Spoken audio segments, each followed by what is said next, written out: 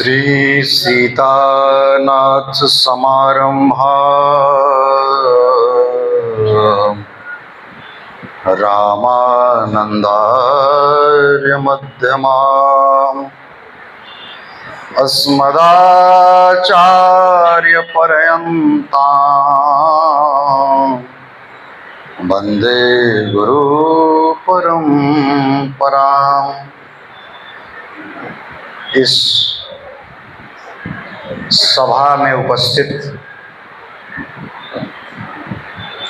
बेंगलोर के जामा मस्जिद के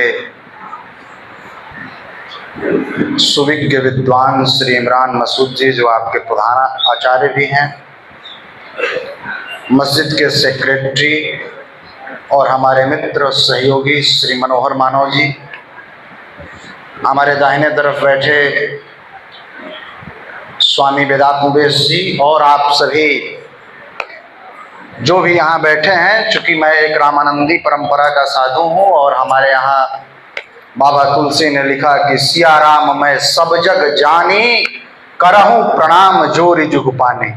इस सारे संसार को सिया राम मैं मान के और आप सबको प्रणाम करता हूँ, आप सबको नमस्कार करता हूँ।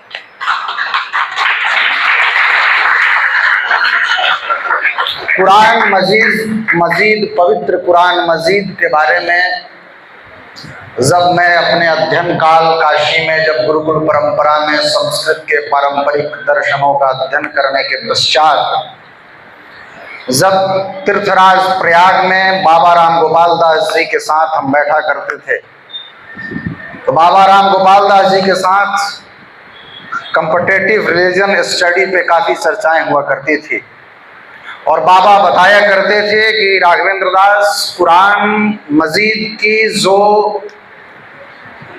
पहला चैप्टर है सूरा फतह और उसके जो 60 वाक्य हैं वहीं गीता के मूल वाक्य हैं, वहीं ईसाइयत के मूल वाक्य हैं, या जो भी ईश्वर में विश्वास रखेगा उनमें ये सारी समानता दिखेगी। आज हम चर्चा कर रहे हैं, एक शेर हमारे यहाँ बिहार में एक एसपी थे अनिल कुमार सिंह, और उनकी एक कविता संग्रह थी आधी रोटी पूरा चांद। उसका एक अशार आपके सामने पढ़ता हूँ कि शमशो कमर से मुल्क को जुगनू समझते हैं, शमशो कमर से मुल्क को जुगनू समझते हैं, न वो हिंदी समझते हैं न वो उर्दू समझते हैं। जिन्हें हम कहते हैं हिंदू मुसलमान सिख ईसाई, उन्हें सरजमीन हिंद की खुशबू समझते हैं, उन्हें सरजमीन हिंद। यह है भारतीय परंपरा कि जब खान अब्दुल रहीम खान खाना कृष्ण के गीत लिख रहे हैं, जबरदस्त खान लिखते हैं कि मैं मरूं तो मुझे फिर इस वृंदावन में जन्म दे देना, यदि दोबारा जन्म जैसी कोई चीज होती है। यह परंपरा है कि बिस्मिल्लाह खान शहनाई वादक गंगा में स्नान करके और विश्वनाथ मंदिर में बैठे बाबा विश्वेश्वर को शहनाई सुना रहे हैं, और मोहम्मद रफी गाते हैं कि हे रोम रोम में बसने वाले राम, जगत के दाता है अंतर्यामी, मैं तुझको क्या मानूं। यह है भारतीय परंपरा, यह है भारत देश और यह है भारत की विविधता। जब हम हिंदू धर्म और हिंदुवाद की बात करते हैं और फासिस्ट ताकतें स्वामी विवेकानंद को अपना आदर्श के रूप में प्रसारित करती हैं, और सामान्य हिंदू सामान्य भारतीय विवेकानंद को पढ़ता नहीं है, वह समझता है कि विवेकानंद ने बस कह दिया होगा, गर्व से कहो मैं हिंदू हूं। लेकिन आज आप सभी यहां से जाने के बाद विवेकानंद ने जो शिकागो विश्व धर्म महासभा में हिंदू धर्म पर अपना शोध पत्र पढ़ा था, उसको आप जरूर पढ़िए। जब स्वामी विवेकानंद इंगित करते हैं कि दुनिया का कोई भी मजहब यदि सोचे कि मैं सारे दुनिया को एक मजहब में कर लूं, तो वह मूर्खता और मूढ़ता के अलावा कुछ भी नहीं है। यह संसार, यह दुनिया ईश्वर का बगीचा है, गार्डन है, जिसमें विविध अनेक प्रकार के पुष्प जिसमें होंगे और यही इसकी सुंदरता हो। यह सुंदरता इसमें नहीं है कि सारा विश्व मुसलमान हो जाए, यह सुंदरता इसमें भी नहीं है कि सारा विश्व हिंदू हो जाए। सुंदरता तो इसमें है कि आपकी उपासना, आपका आराध्य, आपकी भावनाएं, उसका सम्मान मैं करूं और मेरी भावनाएं, मेरी उपासनाओं का सम्मान आप करें। और हमारी दोस्ती, हमारी मोहब्बत, हमारे संबंध ऐसे होने चाहिए कि मैं आपको कभी मस्जिद तक छोड़ाऊं और आप मुझे कभी मंदिर तक छोड़ाऊं। यह है हिंदुस्तान।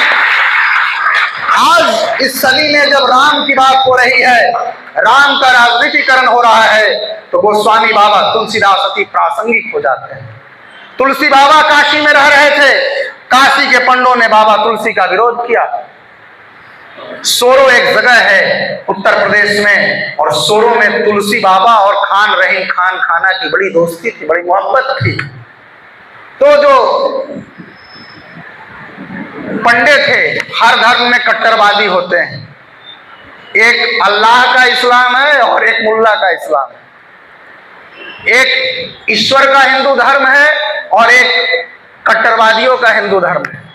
तो कट्टरवादियों ने जब तुलसी बाबा का विरोध किया कि बाबा तुलसी, तुम हिंदू साधु हो और जाते हो मस्जिद में, जाते हो इमाम खान रहीम खान खाना से हाथ मिलाते हो, अब तुम्हारा मैं बहिष्कार करूंगा।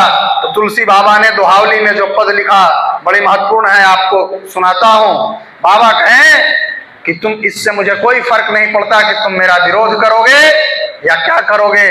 बाबा लिखते हैं कवितावली में, धूत कहो अवधूत कहो, रजपूत कहो जोलहा कहो, काहू की बेटी से बेटा न ब्याहब, काहू की जाति बिगाड़ो न सो, तुलसी सर नाम गुलामो है राम को, जाके मचे सो कहो कछु हो, मांगी के खैबो मसीदा को सोइबो, लेबे को एक न देबे को दो। ये है तुलसी बाबा।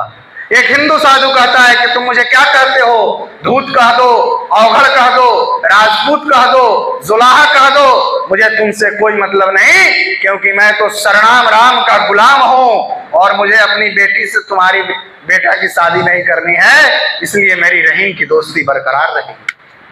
ये भारतीय परंपरा और ये भारतीय संस्कृति। मित्र और बंधुओं और भगिनियों, हे बंधु कौन दाई है विपद का, किसको दोषी कहूं तुम्हारे वध का, यहां कदम कदम पर खड़ा पातक है, हर तरफ लगाए दृष्टि बड़ा घातक है। किसको आप इस भारतीय सामाजिक ताने बाने को बिगाड़ने के लिए किसको कहूं, किसको दोषी बताऊं।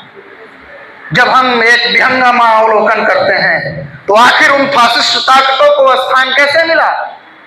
आज विश्वविद्यालयों में जो सर्कुलर जारी हो रहे हैं धार्मिक दृष्टिकोण से, आखिर उनको स्थान कैसे मिला, ये चिंतन का विषय है और अवश्य इस पे चिंतन करिएगा।